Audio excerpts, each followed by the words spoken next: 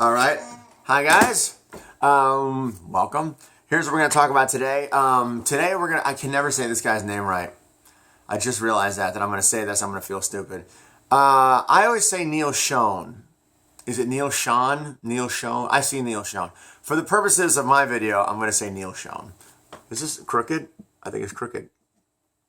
Yeah, whatever. All right, so here's what we're talking about. Well, let's talk about Neal Schon real quick. Neal Schon, for those couple of you that don't know, is the lead guitar player for Journey. Is he the only person? Yes, he's the only person that's been on every Journey album that's ever been released. That's correct, right? It's got to be. I know my Journey. Yes, that's absolutely true. He's the only person who's been on every single Journey release is Neal Schon. He's the guitar player. And he is my favorite. Him and Steve Lukather, I kind of go neck and neck for my favorite lead guitar player of all time. Just, they're so melodic, so notey, like they can really play, but they know when to serve the song and when to just play something very notey and beautiful, and then when they kind of dig in and they don't.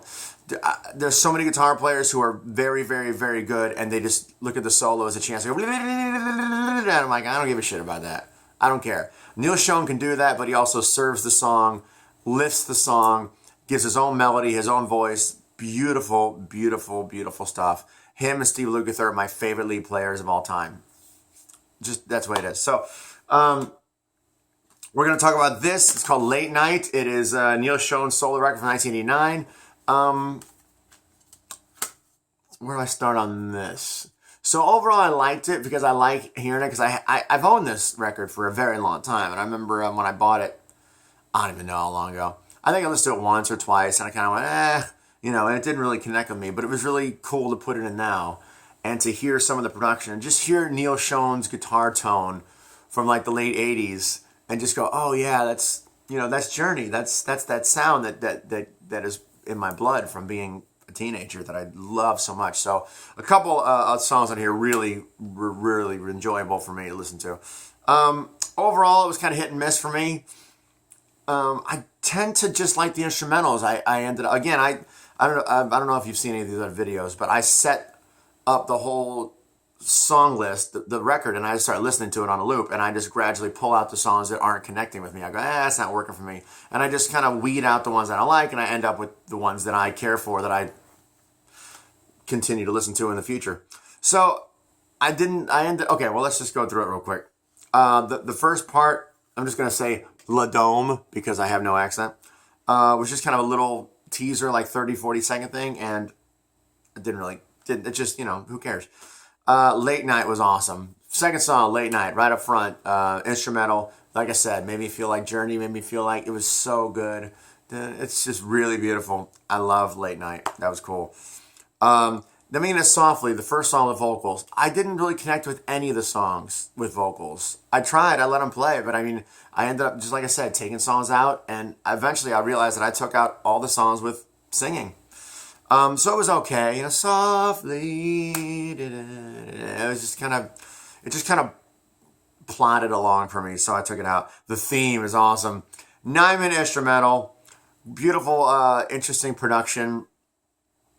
I love the theme. The only thing I didn't like about the theme, and I got around this, was that there's somewhere in the middle when he starts playing a lead and singing at the same time. I don't know what it is. It's this weird quirk I have where I hate when guitar players do that. And they like sing what they're playing. Oh, it drives me crazy. Play the guitar or sing. I don't know why. I don't know why that bugs me, but it does. He only does it for 15, 20 seconds. And he's playing it like, just play the guitar. But who am I? But it was great. The theme is very, very cool. I'll Be Waiting was strange to me. It's just basically a guitar solo, and then there's background female singer going, I'll be waiting, I'll be waiting. And then just more solo. It was weird. Didn't hate it, didn't love it. I'll Cover You was kind of like the rock kind of attempt, but I tried, man. I listened to these songs 6-7 times before I take them out. Same thing with The Rain's Coming Down. The Rain's Coming Down is ambitious. I appreciate that. 3 minutes of kind of a mellow song and then 3 minutes of like a rock song. But it was, again, kind of plotted for me, When the rain comes down, wanna make love. I just didn't really. It's not bad. It just didn't. It's probably a case where I've heard that kind of song so many times before. Again, it just doesn't move me. Smoke the Revolution, I guess, was an attempt at the radio song. I don't know. I didn't really get anything out of that. And then Inner Circles, very cool instrumental. I liked Inner Circles. I like Steps, very cool also. Black and Bacon, sorry, crap. Didn't like that at all. It just felt like they made it up on the spot. Did not.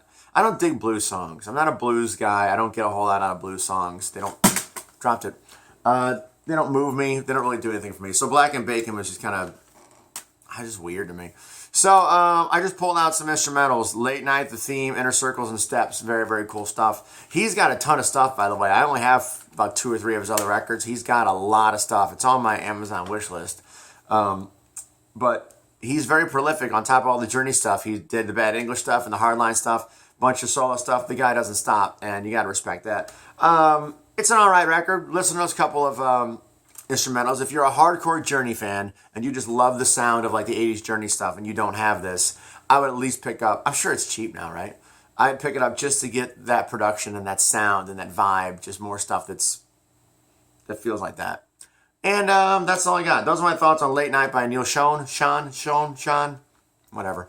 And that's it. Subscribe to the channel, and I will do this many, many more times. Thank you for listening. Okay.